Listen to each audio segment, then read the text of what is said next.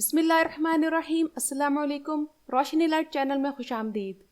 ناظرین اکرام، کرولش عثمان کے دوسرے سیزن کی آخری قسط کو بڑی خوبصورتی کے ساتھ ہمارے سامنے پیش کیا گیا، جس کے لیے ڈائریکٹر، پروڈیوسر اور رائٹر سمیت تمام اداکار تعریف کے مستحق ہیں۔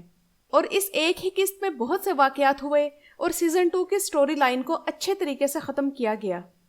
اس قسط کے اہم واقعات یہ تھے: بازنطینیوں کو بری طرح ایک بڑی شکست ہوئی، اورحان خان پیدا ہوئے اور علاؤدین پاشا کی آمد کی بھی خوشخبری دی گئی، جو کہ اورحان غازی کا قابل اعتماد بھائی، وزیر اعظم اور مشیر تھے۔ جیرکوتائے اور آئے گل کی شادی ہو گئی، زوئے پکڑی گئی اور اسی طرح قتل کی گئی جس طرح وہ ملہن خاتون اور اس کے بچے کو ختم کرنا چاہتی تھی۔ بالا اور ملہن کے درمیان تلخی ختم ہو کر اب وہ سہیلیاں بن چکی ہیں۔ نکولا اور ہیلن دونوں بچ گئے ہیں، اور ایناگول کا قلعہ، اس کا مطلب ہے کہ اگلے سیزن میں فتح ہوگا۔ افسوسناک بات یہ ہوئی کہ ترہان نیلب کو شہید کروا دیا گیا۔ اور ناظرین اکرام، اس سب کے علاوہ اس ویڈیو میں تمام واقعہ بیان کروں گی کہ کس طرح اس قسط نے کمال اتاترک کے پیروکاروں کو غصہ دلا دیا اور اس کی کیا وجہ بنی۔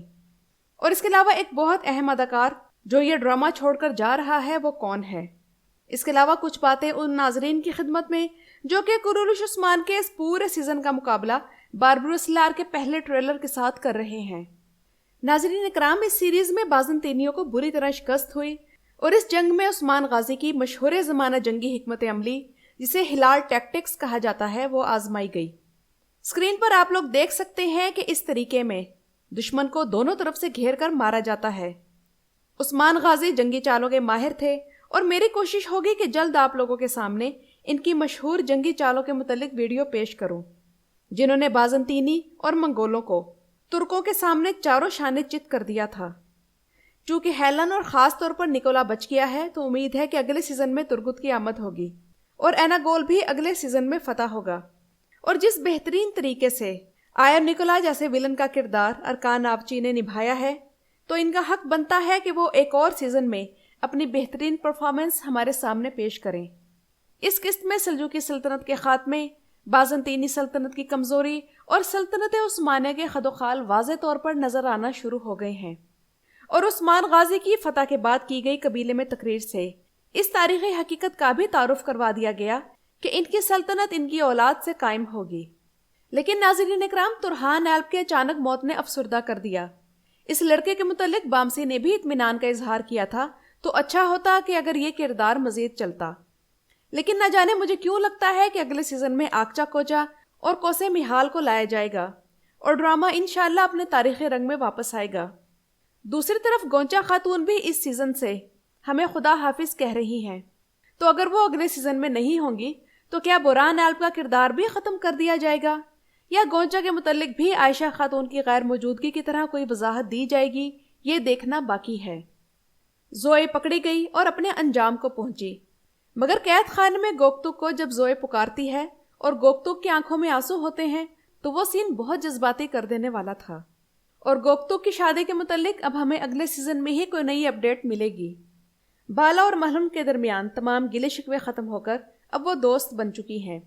ان دونوں کے تعلقات کی بہتری میں بالا کا پلڑا بھاری رہا، جس نے ملہن کے بچے کی خیریت کو یقینی بنایا اور ان دونوں کی جان بچائی، اور اس نے جلد اس حقیقت کو تسلیم کیا کہ اس کے شوہر اور قبیلے کی خوشی اسی میں ہے کہ وہ اپنے حسد پر قابو پائے۔ دوسری طرف ملہن اور عثمان بے کے درمیان ایک دیوار حائل ہے، کیونکہ ایک طرف ملہن جانتی ہے کہ وہ ایک شادی شدہ مرد کی بیوی ہے جس سے وہ محبت بھی کرتا ہے، دوسری طرف عثمان بے بھی اپنے اور ملہن کے درمیان اجنبیت کی دیوار گرا نہیں پا رہے۔ لیکن اس تمام ڈرامائی صورتحال میں لوگوں نے ملہن خاتون کو اس قدر تنقید کا نشانہ بنانا شروع کیا کہ اسلام کے تعلیمات کو بھی بھول گئے، جو کہ مرد کو 4 شادیوں کی اجازت دیتی ہے، مگر انصاف کے ساتھ۔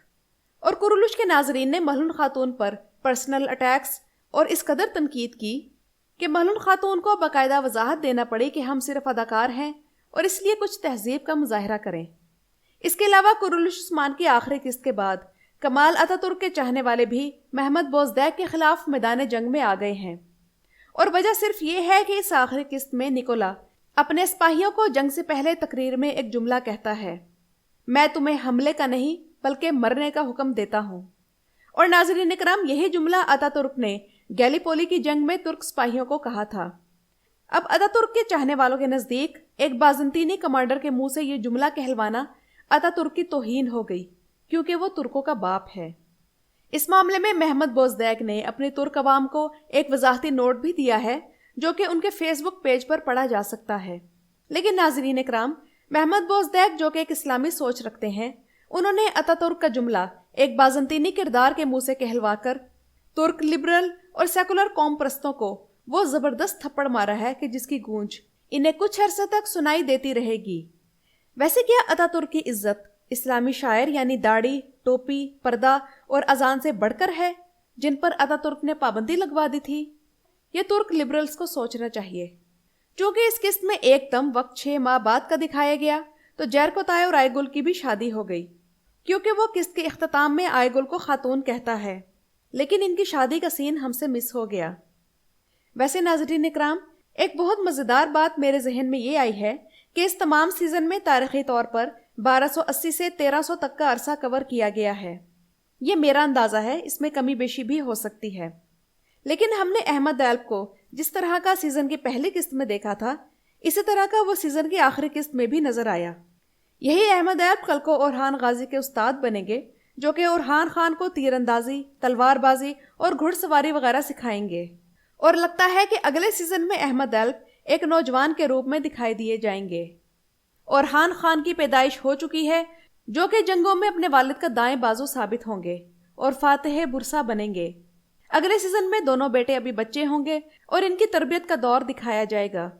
लेकिन आप लोगों में से कितने लोग मेरी इस बात से एग्री करेंगे अगर ओरहान खान का किरदार एकन कोच अदा करें? मुझे कमेंट सेक्शन में ज़रूर बताइएगा। बहरहाल इस किस्त की हर चीज़ परफेक्ट थी। Action, acting, plots, story line, सब कुछ टू दी पॉइंट था। लेकिन फिर भी कुछ लोग इस तमाम सीजन के मुकाबले में बारबरूस लार के एक ट्रेलर को ज़्यादा अच्छा कह रहे हैं, जबकि ये कुरुलुश उस्मान के डायरेक्टर, राइटर और अदाकारों समेत पूरी टीम के साथ ज्यादती है। इस सीजन में उस्मान गाजी की अदाकारी में मैच्योरिटी देखने को मिली और गलत बात है कि हकदार को उसका हक ना दिया जाए। आखिरी किस्त इस तमाम सीजन की सबसे अच्छी किस्त थी, क्योंकि इसमें एक तो एक्साइटमेंट बहुत थी, नंबर 2 वाकयात को तेजी से निपटाया गया और नंबर 3 ये कि सिर्फ अहम चीज़ों पर ही फोकस किया गया। मेरे नज़दीक तमाम किस्त का सबसे बेहतरीन सीन, जिसे देखकर हम सब के चेहरों पर मुस्कुराहट आ गई थी, वो था जिसमें बाला उस्मान को खुशखबरी सुनाती है और उस्मान बाला को खुशी में झूले देता है। और इस किस्त का सबसे बेहतरीन जुमला सिर्फ एक लफ्ज़ था, यानी बैकले। नाज़रीन इकराम, इस लफ्ज़ की आजकल बड़ी धूम है, क्योंकि यही लफ्ज़ बारबरूस लार के टीजर में भी दिखाया गया और यही लफ्ज़ उस्मान गाजी ने भी जंग के दौरान बोला। और आखिर में मुख्तसर सा पैगाम मेरे अपने नाजरीन के लिए ये है कि अब से आप लोगों को वो तारीखी वीडियोस जिनकी आप लोगों की तरफ से फरमाइश थी वो देखने को मिलेंगी, और वो भी पहले की तरह मुकम्मल तारीखी हवाला जात के साथ। इनमें कुमाच, अली अब्दुल्ला और शेख अदब अली के वो 4 कारनामे जिनका जिक्र कुरुलुश उस्मान में तो नहीं किया गया मगर तारीख में मौजूद है, ये पहले देखने को मिलेंगी। आप लोग कहते हैं कि मैं जल्दी वीडियोस अपलोड किया करूं, तो नाज़रीन इकराम, ऐसा तभी मुमकिन है जब मैं इधर उधर से तहरीरें पकड़कर वीडियोस अपलोड कर दिया करूं। मगर मैं अपनी हर वीडियोस की तहरीर ऑन करती हूं, और इसीलिए अगर आप लोगों को कोई कन्फ्यूजन हो तो कमेंट्स में रिप्लाई भी करती हूं, तो इसलिए रिसर्च में टाइम लगता है। लेकिन आप लोग जो मेरी वीडियोस को रिस्पॉन्स देते हैं, मैं इसकी दिल से मशकूर हूं और आप लोगों के लिए दुआगो हूं। मेरी इस वीडियो के मुतालिक भी अपने राय का इजहार ज़रूर कीजिएगा।